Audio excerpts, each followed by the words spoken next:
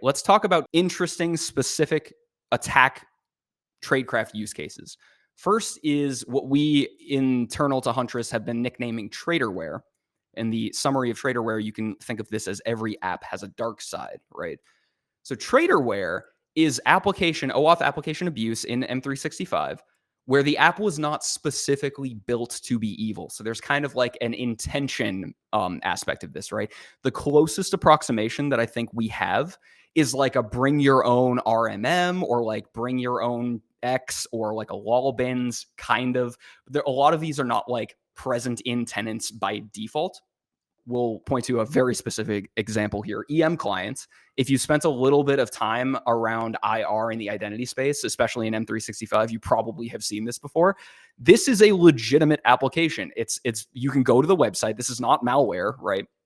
This is an application that hooks into someone's inbox, right? And it organizes your inbox. It can organize multiple accounts inside of the same inbox client. But the idea is that, like, even though this is air quotes a legitimate application, right, with legitimate use cases, the structure of this app, what it allows you to do, is so useful to attackers that it's absolutely absurd, right?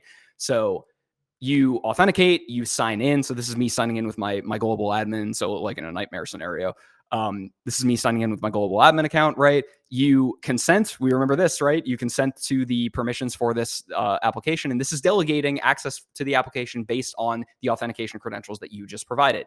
In this case, for this screenshot, this is my global admin user, right? And like I said, you can tick that little consent on behalf of your organization if you really want to have a field day with this one. But then you accept.